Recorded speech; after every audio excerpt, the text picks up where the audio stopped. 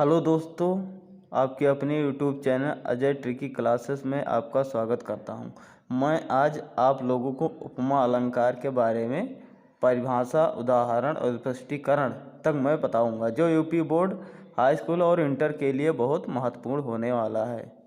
चलिए देखते हैं उपमा अलंकार क्या होता है।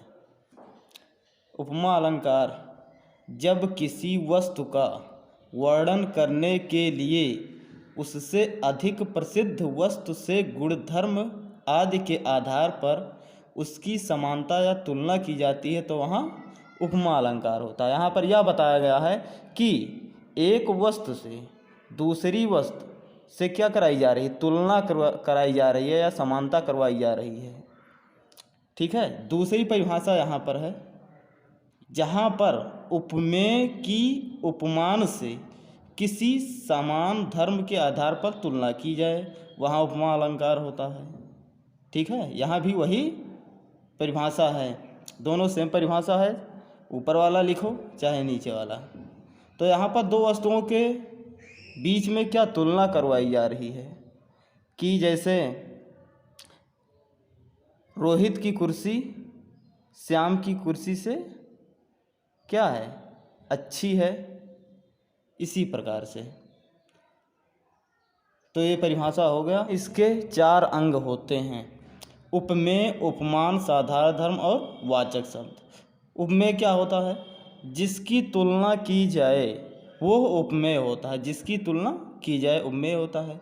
उपमान क्या होता है, जिससे तुलना की जाए, जिससे तुलना की जाए उपमान होता है। साधारण धर्म, जिस गुण की तुलना की जाए उसे साधारण धर्म कहते हैं।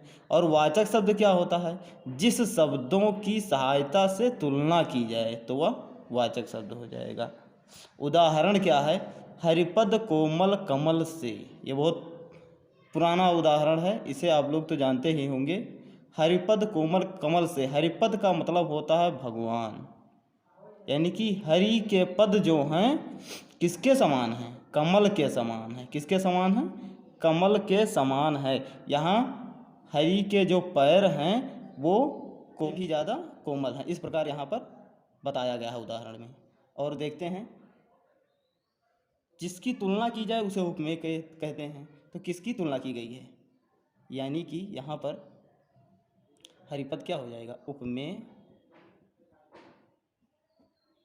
कमल यानी कि जिससे तुलना की जाए, किससे तुलना की, कमल से की गई है कि कमल से ज़्यादा कोमल है, तो यहाँ पर उपमान हो जाएगा। साधारण धर्म, जिस गुण की तुलना की जाए, किस गुण की तुलना, यहाँ साधारण धर्म।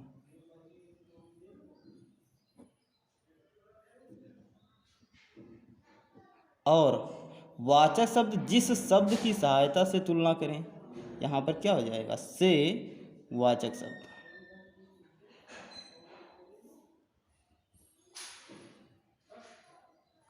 तो इसी प्रकार से उपमेय हमारा हो जाएगा हरिपद,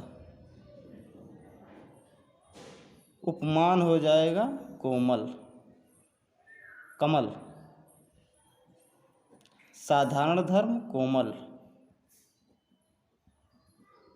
और वाचक शब्द से हो जाएगा। ठीक है। अगर नहीं समझ में आया तो एक बार और समझा दे रहे हैं। हरिपद कोमल कमल से, यहाँ पर हरि के जो पैर हैं कमल से भी ज़्यादा कोमल हैं, यानी कि कमल से तुलना की गई है। तो यहाँ पर उपमेय जो है हरिपद हो जाएगा, कमल से तुलना की गई है ना कि कमल से ज़्यादा कोमल है, तो यहाँ उपमान हो जाएगा। और कोमल साधारण धर्म से वाचक शब्द हो जाएगा। उपमेय हरिपद, उपमान कमल, साधारण धर्म कोमल, वाचक शब्द से हो जाएगा। अब लोगों को समझ में आ गया होगा। चलिए देखते हैं। चलिए दूसरा अलंकार देखते हैं, रूपक अलंकार। जहाँ उपमेय में उपमान का भेद रहित या अभेद आरोप हो वहाँ रूपक अलंकार होता है।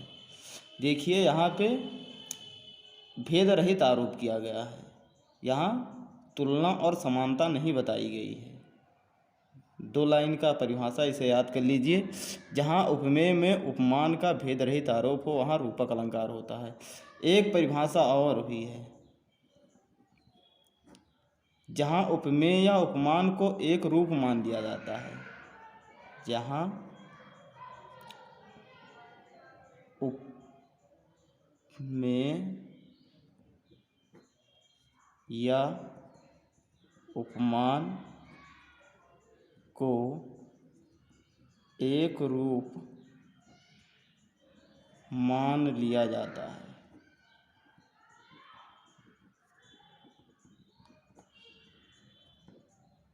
ठीक है, जहाँ उपमेय या उपमान को एक रूप मान लिया जाता है वहाँ भी रूपक अलंकार होता है। ये भी परिभाषा सही है, ये भी परिभाषा सही है।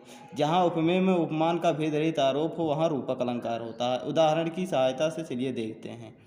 चरण कमल बंदो हरिराई, यहाँ पर देखिए चरण को ही कमल बताया गया है। क्या बताया? चरण को ही कमल बताया गया है। यहाँ पर तुलना नहीं किया गया है कि चरण कमल के समान है। अगर इस तरह से होता तो यहाँ पर उपमा अलंकार हो जाता, लेकिन तो चरण को ही कमल बताया गया है और यहाँ पे चरण उपमेय हो जाएगा, उपमेय, और कमल उपमान हो जाएगा, उपमान। तो उसी प्रकार से यहाँ पर भगवान के जो चरण और कमल दोनों को क्या, दोनों को एक मान लिया गया है, एक रूप मान लिया गया है, ना कि समानता बताई गई है। समानता नहीं बताई है। उपमा अलंकार में समानता बताई जाती है, यहाँ पे समान बताया जाता है कि चरण और कमल दोनों क्या हैं, समान हैं। दूसरा देखते हैं, हरि जननी में बाला तेरा। यहाँ पर हरि और जननी को एक ही बताया गया है, ना कि तुलना की गई है। तो यहाँ उपमेय हो जाएगा और ये उपमान हो जाएगा। ठीक है, चलिए नेक्स्ट देखते हैं। मुनि पद कमल बंददेव भ्राता। मुनि पद कमल, यहाँ मुनि के पद और कमल दोनों को क्या बताया गया है, एक ही बताया गया है, एक जैसा ही बताया गया है। यहाँ पे तुलना और समानता नहीं बताई गई है। पायो जी मैंने राम रतन धन पायो, यहाँ मीरा जी कहती हैं पायो जी मैंने राम रतन धन पायो, यानी कि राम रतन को ही एक जैसा मान लिया गया है। राम रतन यानी कि राम को जो पा गए और रतन भी पा गए, तो राम रतन क्या है, यहाँ पे रूपक अलंकार है। राम को ही रतन मान लिया गया है यहाँ पे। ठीक है, एक परिभाषा ये भी, जहाँ उपमेय या उपमान को एक रूप मान लिया जाए वहाँ भी रूपक अलंकार होता है। उत्प्रेक्षा अलंकार के बारे में बताने जा रहा हूँ। जहाँ उपमेय में उपमान की संभावना की जाए वहाँ उत्प्रेक्षा अलंकार होता है। जहाँ उपमेय में उपमान की संभावना की जाए वहाँ उत्प्रेक्षा अलंकार होता है। ठीक है, ये दो लाइन परिभाषा याद करेंगे आप लोग। चलिए उदाहरण की सहायता से हम लोग समझते हैं। उससे पहले हम आप लोगों को उपमा, रूपक और उत्प्रेक्षा कैसे पहचानेंगे उसके बारे में बताऊंगा। जैसे समझते हैं, चंद्र सा मुख। अब इसमें पहचानते हैं कि रूपक, उपमा, उत्प्रेक्षा कौन सा अलंकार है। तो इसमें सा, सी, से और सरिस ये शब्द आ जाएं तो क्या होता है, उपमा अलंकार हो जाता है। क्या हो जाता है, उपमा अलंकार हो जाता है। और मान लें चंद्र रूपी मुख, तो यहाँ पर क्या होता है, रूपी शब्द आ गया। क्या आ गया, रूपी शब्द आ जाए तो वहाँ क्या हो जाएगा, रूपक अलंकार हो जाता है। और तीसरा देखते हैं, मानो मुख चंद्र, तो यहाँ मानो शब्द आ गया। क्या, मन मानो, जन जानो, मनो जनो, ये शब्द आ जाए, वाचक शब्द हैं ये सब।